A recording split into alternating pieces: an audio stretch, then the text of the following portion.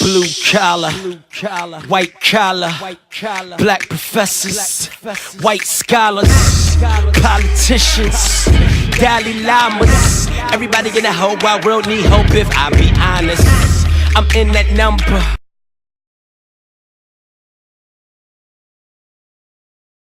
But when you gonna step up against the people who did you wrong? When you gonna call for David Wasserman Schultz to step down?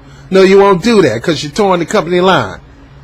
I better not say nothing because I'm trying to change the Democratic Party. If I mess it up, I'm gonna mess everything up. Then mess it up, Doc.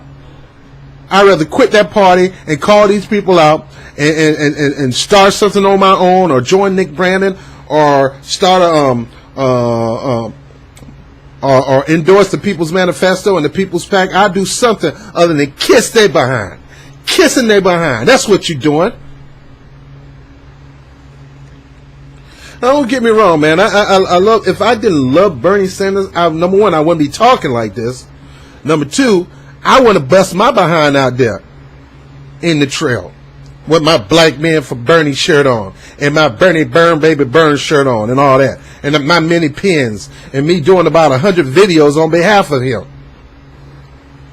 And then you gonna make a punk move like here and start talking this Russia crap and not defending us? Now let me get back to my main subject.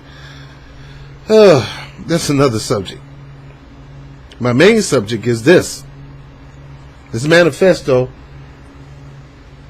This can't not be a progressive manifesto, people.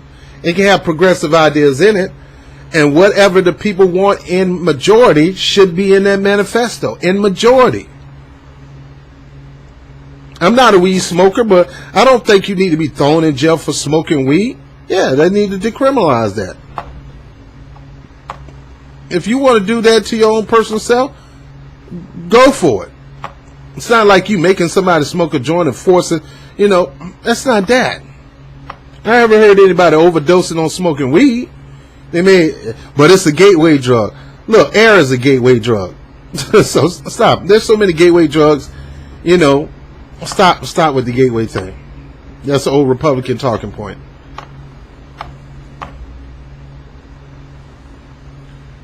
We need to start working more on this manifesto, and I need your help. I'm going to add to the manifesto 2 things. One is ranked choice voting. Now, I already put in the manifesto that we need to get rid of superdelegates. There should never, ever be superdelegates in the system of the United States. It's a way of taking favor and pushing favor. That need to be thrown out the door. I hate political endorsements. That's all it is. My delegate can't. No, you should vote just like anybody else. The superdelegates, no, your vote is no different from my vote. I don't care if you are a senator. I don't care who the freak you are. Get rid of the delegate system and have a straight vote.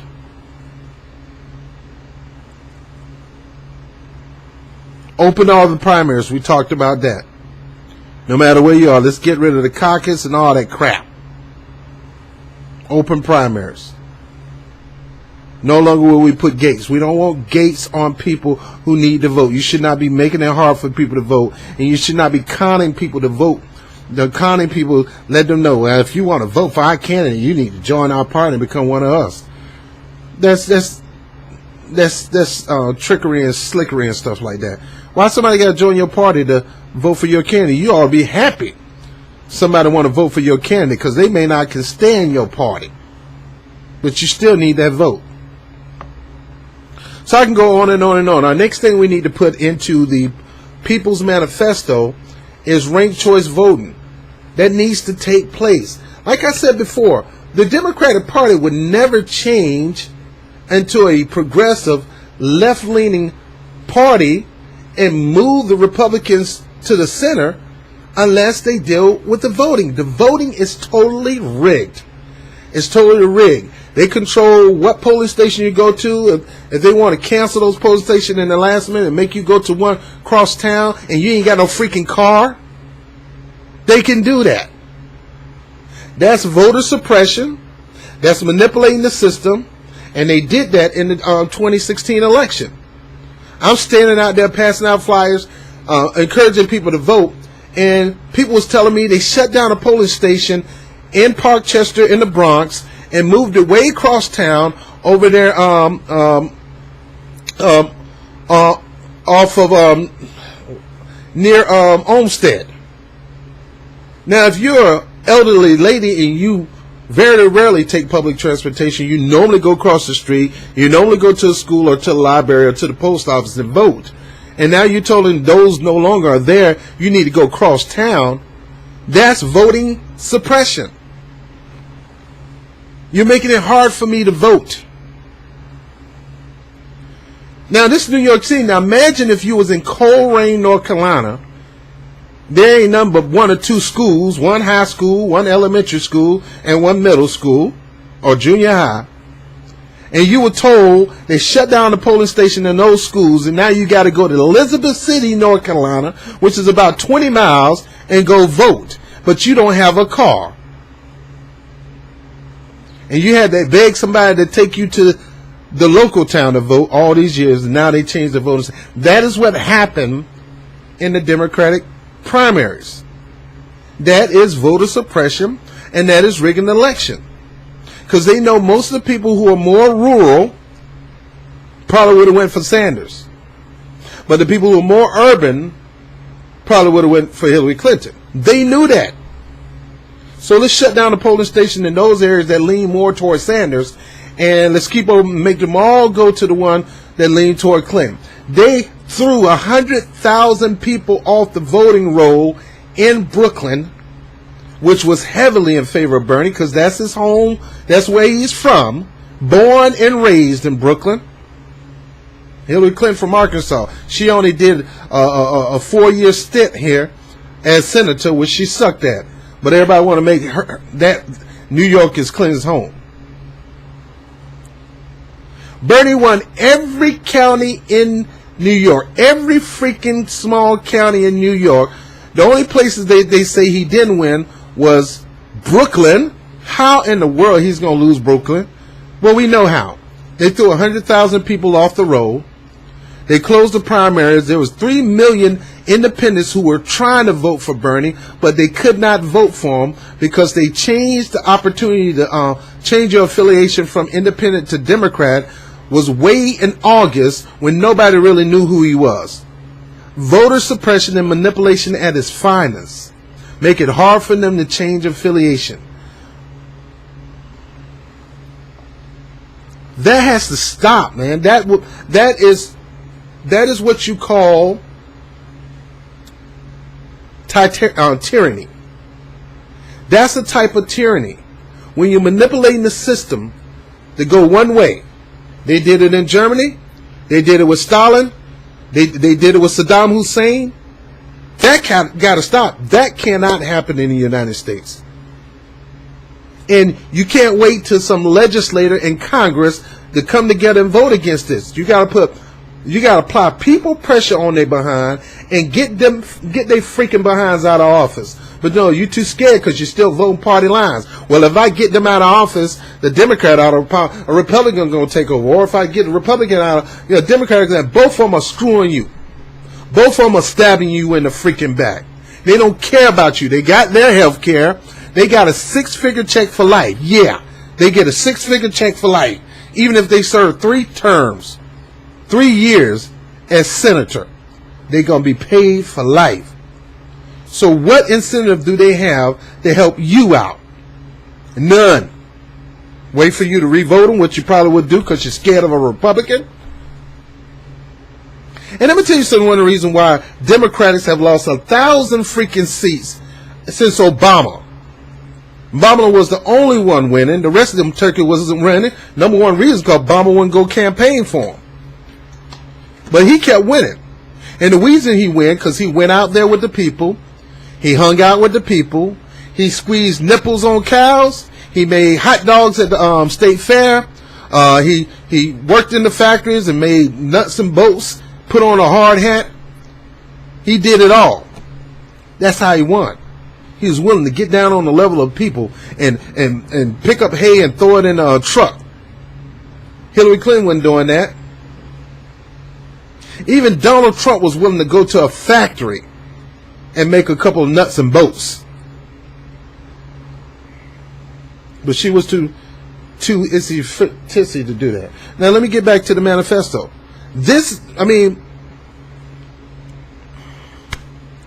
Nothing's going to change until you cause it to change. Nothing is going to change until you cause it to change. No politician is going to change that without you being the wings in their back. Obama came with hope and change. Bernie Sanders said came with change that you can believe in. And what did Hillary had? Oh, I'm with her. Such an egotistical.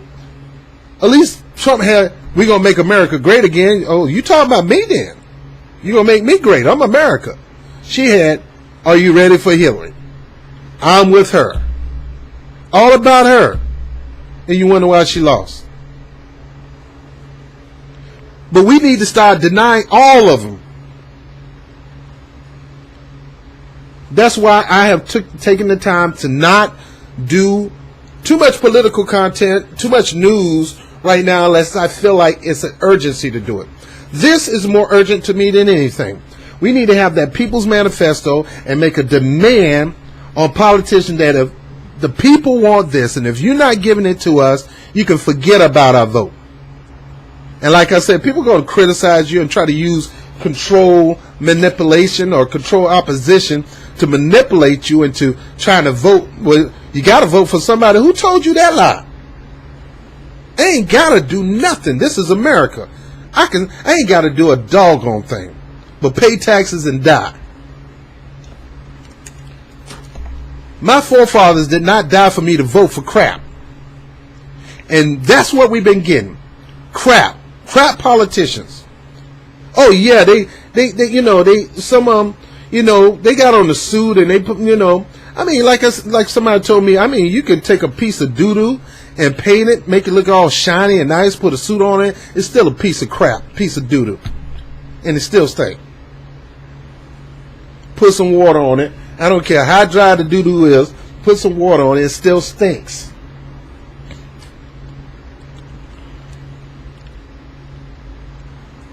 These politicians, and yes, even Bernie Sanders,